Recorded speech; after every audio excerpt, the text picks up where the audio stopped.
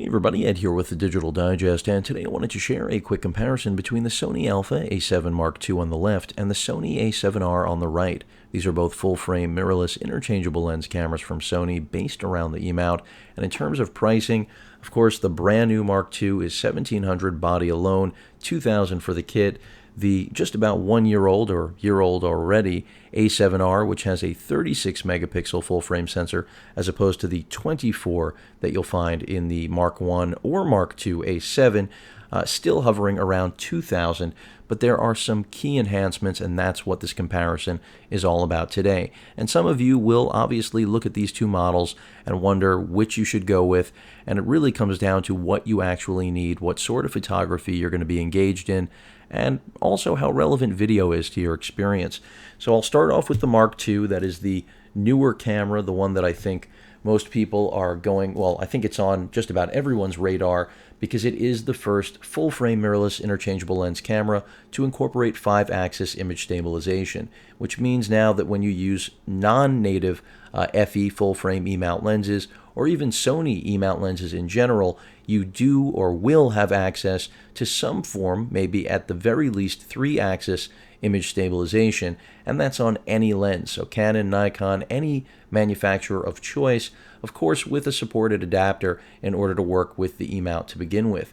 We also have enhanced video capabilities here with this larger, heavier, and far more, I would say, not necessarily sturdier, but more rugged feeling A7 now here in the Mark II. And that's because we have a much larger grip. You can see a grip that I would say is about roughly twice the size, easily, of the grip on the original A7 or the A7R that we have here, which is essentially identical outside of some build materials and, of course, the sensor that sits inside the camera.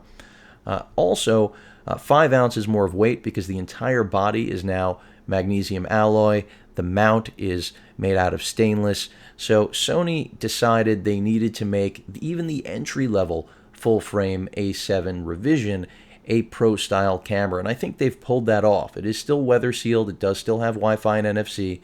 They have relocated the bays to access all of the ports on the camera. We're talking about not just the microphone and headphone jacks, but also the HDMI, which does give you raw output, as well as the micro USB for charging and data transfer, as well as additional accessories. After all, Sony does market that port as a multi-port rather than just the micro USB that it is, because it is multifunctional. The hot shoe, the same game as we've seen from Sony before, but a complete redesign on the entire body. I mean, when you look at this, it looks nothing like the original when it comes to the button layout. I mean, yes, the mode dial, the exposure comp, but the actual dials on the front and back that can be customized have moved now to that plastic build you can see right there, as opposed to the metallic build that you'll see in a moment. We've also got more programmable, customizable C buttons. You can see 4. Before we did not go there.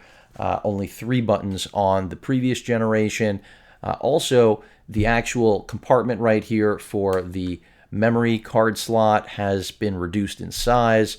All of these are design cues that apparently had to be incorporated in order to accommodate not only what Sony was going for in terms of the build quality and overall feel that this camera could provide, especially when carrying heavier lenses like the one that's on it now, because all of these FE lenses inherently are pretty large since they do have stabilization, but that may change now as well since stabilization is now in body for the first time in the E-mount world.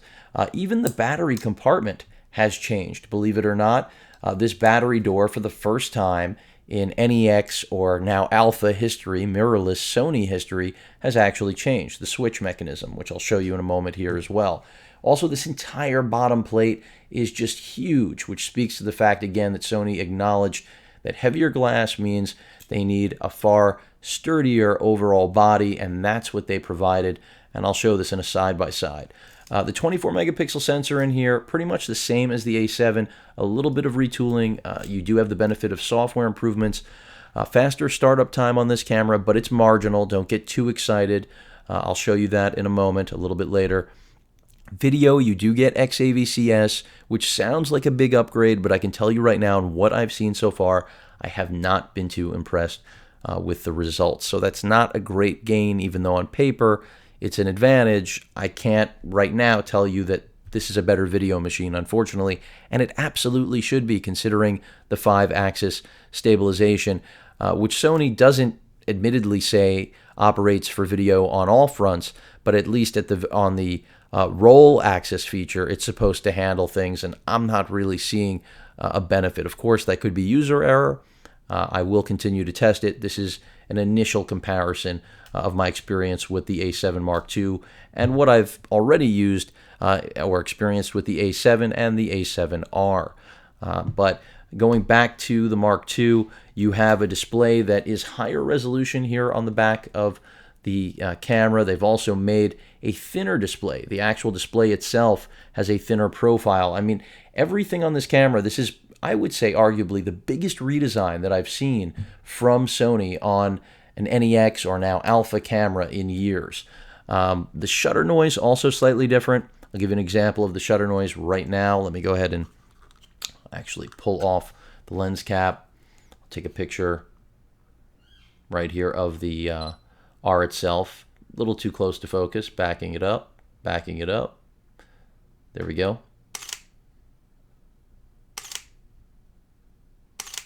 And hopefully that gives you a good idea. Very similar in terms of the noise that it makes. The shutter button relocation and grip, I really, really like. I will be the first to tell you that some people will inherently dislike the added weight. They'll think it undoes the entire concept of the mirrorless push and the idea of being able to cram so much more photographic power into a small form factor that is untraditional and really something that most of us don't expect.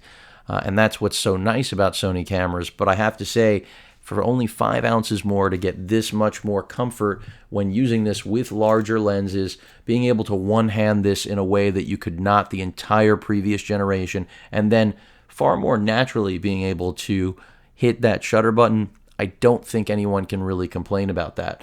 The power switch has, also been relocated. They basically borrowed that directly from the A6000. You can see that right here. And this was basically the most popular camera, one of the most popular mirrorless cameras Sony's had this past year. And of course, the shutter button, pretty much identical. And Sony loves to do this. And you could even argue that the grip here is similar, a maturation, because not as large as what you're getting on the Mark II, but the beginning of that progressively larger grip. I mean, this grip is actually larger than what was on the A7, which is shocking when you think about it. But moving back to this full frame comparison, you know that video is supposed to be better, but surprisingly hasn't been. Startup time a little bit faster, as I mentioned. Autofocus, it does, even though it has the same sensor, does have the benefit of having some of that A6000 tech. Now, it has the Bion's X processor, just like the A7, A7R, but what it does have in its favor is basically the software that is employed on the A6000 autofocus system, which equates to, at least as per Sony, and I've seen this, definitely there is an improvement, 30% better autofocus overall, and 50% improvement in tracking. Can I speak to those exact numbers? No, but I can tell you there is a real-world difference, far more so than there is in that startup time that Sony bragged about. So that's what I can tell you already with the Mark II. So I like it a lot. More customizable buttons, better ergonomics, better overall and more solid feel to this camera than the A7. That doesn't mean that I don't prefer my A7R, which I'm getting to in a moment. But there really isn't anything to dislike about this camera other than the video performance. And I say that using video lenses like the Zeiss 24-70 and the G70-200 FE lens. Those are both video, well, perfect for video, frankly, in this lineup, especially with what should be the best stabilization ever for a mirrorless camera, or maybe even for any camera, depending on the argument you're willing to make. So a great offering at $1,700 or $2,000, depending on which flavor you need. If you have no E-mount glass, I recommend going with the kit. If you already have E-mount glass, forget about it. Another thing I'll explore at a later date, maybe in a separate video, is this lens right here, the SEL 18-200, and how well that performs in a crop mode for video on something like the Mark II, because I'm starting to wonder if really it's more a matter of using a crop mode lens like that, something that's not full frame, and maybe getting better utilization out of the video than what I'm seeing at present. But now let's talk about the A7 series and the A7R, because the fact remains these are on sale. They've been on the market for a while, substantially smaller, because even though it's only a 5-ounce difference, these cameras do not feel like they are toys or not well made. And that's being said, taking into consideration what tanks the brand new Mark II, or what a tank it is, and probably what the updates to the A7R and S will likely be built like as well. So Sony basically eliminating plastic from the build altogether.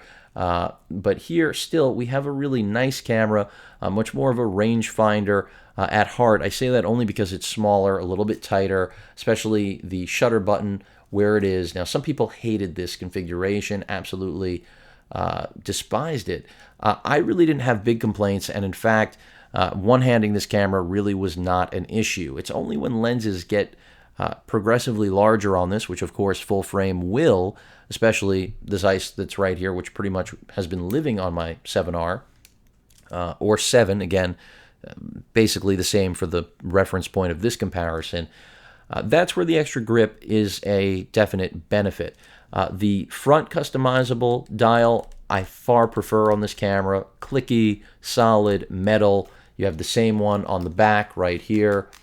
I like this design better than what we had with this brand new Mark II. Now, that's just an actual aesthetic, but something that needs to be noted. When it comes to customizable buttons, no comparison. We don't have anywhere near the flexibility here that we did with the Mark II that's brand new. This camera does also, of course, have Wi-Fi and NFC and access to play memories and all that jazz, but it is missing that autofocus. We don't have hybrid autofocus here, I didn't mention, but the Mark II, like the original A7, has both phase and contrast detection, 117 points of phase, 25 of contrast, and that is what's being leveraged with the new algorithms. You don't have that here in the R, but you do have 36 megapixels of sensor greatness, which in this business right now is still top of the the line, top of the mark.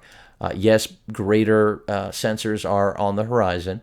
The A9 is rumored to be a real beast, but focusing on the A7 really, or R, comparing it to this, there's no question that both will give you great stills. I would say the key difference, again, is that 5-axis stabilization. You do not have that here.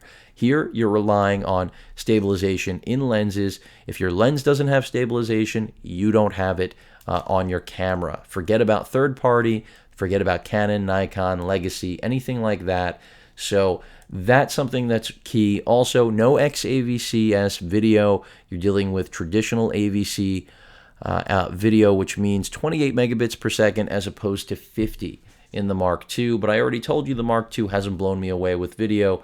In fact, the AVC performance you get out of the A7 and R, right now at least, in my experience, looks better for whatever reason.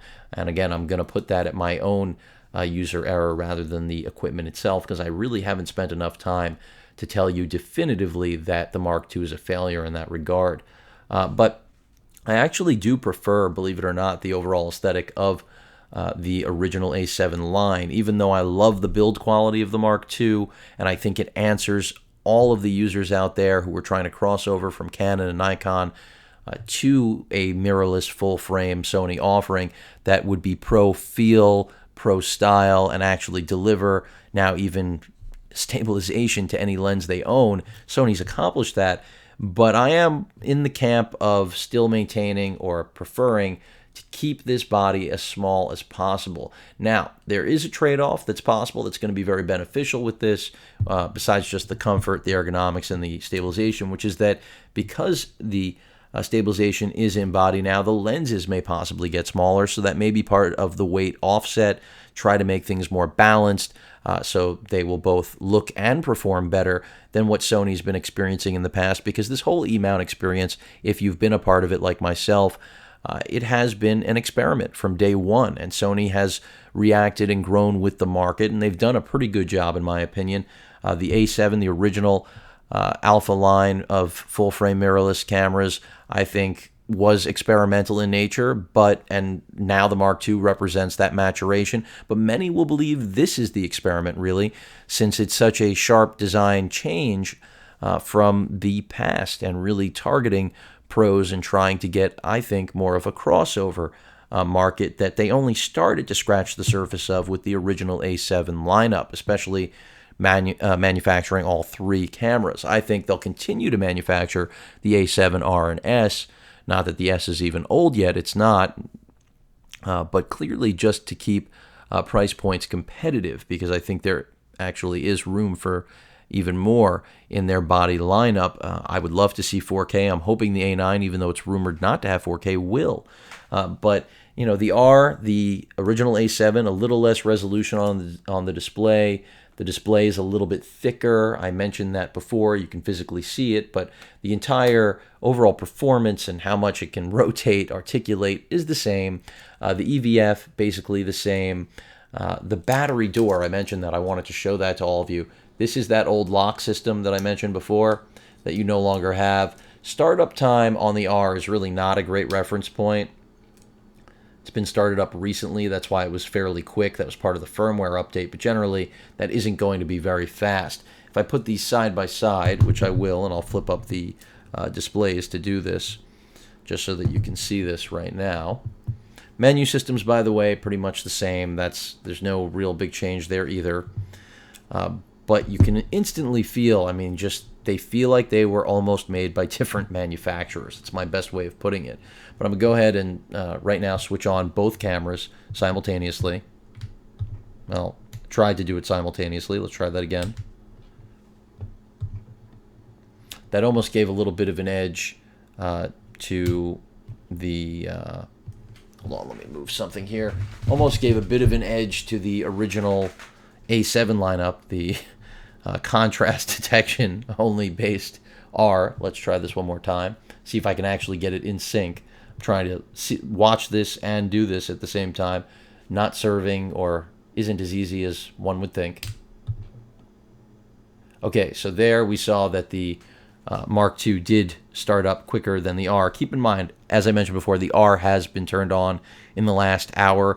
Had it not been, this would have had like a 5-second lockup. The A7 doesn't suffer from the same sort of lag initially, but you know, what you're looking at in terms of performance, autofocus speed, definitely everything favors the Mark II. Even when you compare it to the original A7, forget about the R that I'm working with here. So again, menus, Wi-Fi, NFC, that sort of performance is all the same. The image stabilization is what this camera is all about. More customizable buttons, more weight, the ability to really take it out in the field and feel like you're shooting with a digital SLR, even though you've lost the weight of that digital SLR. And that's what I think Sony tried to do here, really, to bring those users over, as I mentioned, because so many people still associate size with quality when it comes to photographic gear.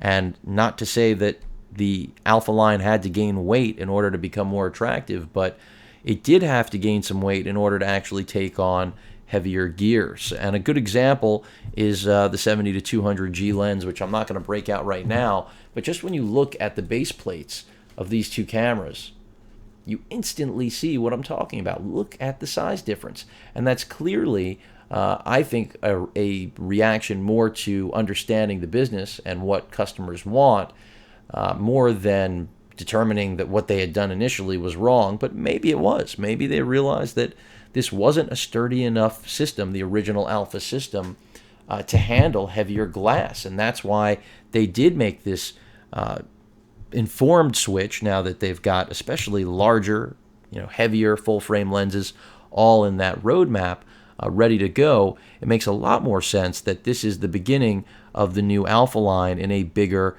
beefier format, because it's going to be necessary. And hopefully, as I said earlier, that'll also mean lighter lenses, but that's really just a matter of what Sony does on the development side. What it comes down to is that both of these are still cameras first. Both are limited in their video recording to 29-minute clips and change, so keep that in mind.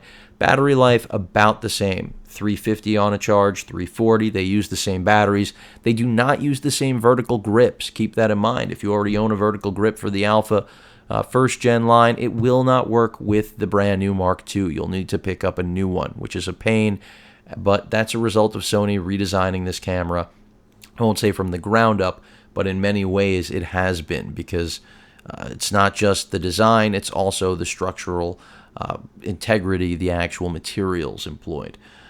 But one other thing, I did mention the shutter itself. Let me do that test for you.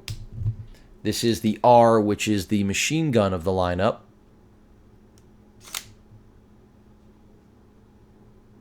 And I should pull the lens cap off because a little ridiculous. Let me get that off. Hear that properly now.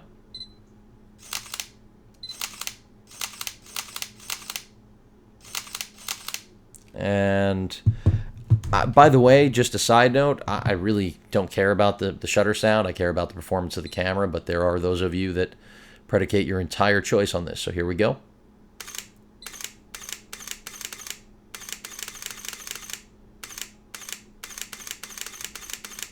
And there you have it.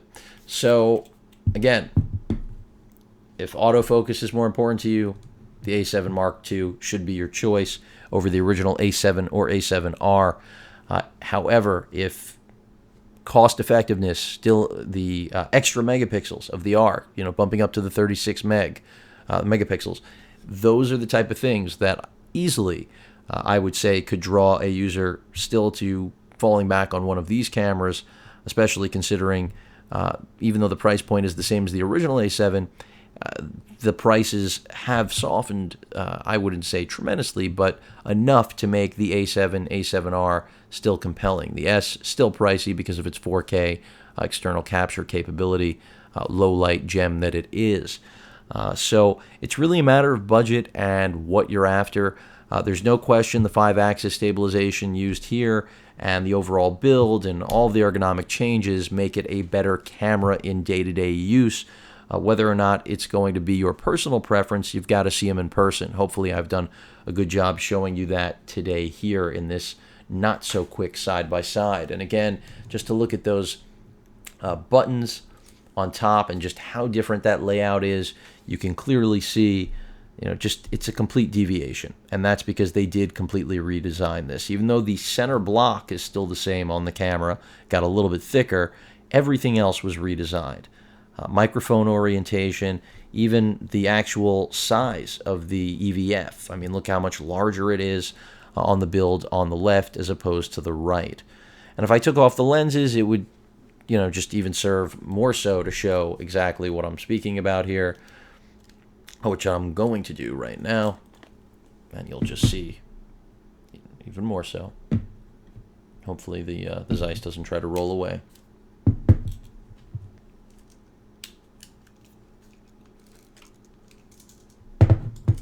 And you can see immediately. I mean, it's just, they are from separate worlds. And they're close enough, though, that I will make the argument, of course, that when I do see specifications of video performance in a Mark II that will be a true successor to my A7R, I'll be right on board. That doesn't mean that I'm not thoroughly impressed with the Mark II. I am. It's just, for me right now, not a necessity in my own gear bag based on what I've seen so far. Again, early impressions, but it's an amazing camera if you're, transitioning to the Sony system. This is definitely a great starting point. If you're questioning whether or not you should wait, there will definitely be new bodies in 2015 CES. I'm sure we're going to see some announcements, and the pricing on the original Alpha line is only going to drop, so keep that in mind. Also, I have to say that the 5-axis stabilization is really the foundation now for where things are going. It won't be just Sony, it'll be everybody who will get on board with this. And I've mentioned in previous videos that Olympus and Pentax both employ similar solutions, but none this comprehensive, this flexible, and this aggressively priced. Remember, $1,700, $2,000 for the kit. It's not that expensive.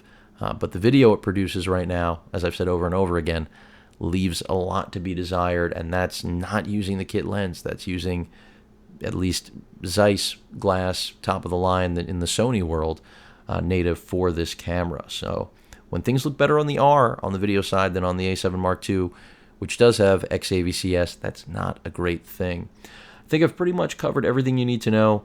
The actual software, as I mentioned earlier, pretty much the same. Sony has not deviated. That's one area where they did not need to do anything. So both are great cameras. It's really a matter of budget and what you're after, how future-proofed you want to be, so to speak, and how vested are you in the actual E-mount at this point. Do you already have a lot of E-mount glass? Is this going to be a B body rather than your first camera? If it's going to be your first, this is the way to go. If you're looking for a great B that's high resolution, get the R while the price drops. I mean, that to me is, more important. And even though this is a faster autofocus system, the actual speed difference to me, because it's not as fast as, let's say, something like the A6000, instantly detracts from the fact that even though it has those gains, it's not enough to make me say, I'm going to forget about my A7R and just shoot exclusively with the Mark II and drop the resolution because of the image stabilization. But remember, that image stabilization is going to let you get clear, stable shots that otherwise would have to be taken on a tripod because of the 4 stops that it provides. I shouldn't be saying that now here at 26 and change into the video. That should have been probably in the first 2. But if you watch my videos and subscribe, then hopefully you're actually still here with me. And none of this is scripted, written. There are no notes, so it's all just off the top. So that's another critical thing. I mean, that is one of the biggest advantages to the Mark II, and will be for all of the Mark IIs that follow it in the A7 refresh, because that is the difference for many. Maybe you can't stabilize as well as you used to. Maybe it's just a matter of conditions. It's windy, it's cold, whatever it is. The Mark II is going to give you an advantage that no other camera can in the full frame world, let alone the mirrorless full frame world. Any questions or comments, please feel free to post them. And of course, as usual, please feel free to subscribe. Later.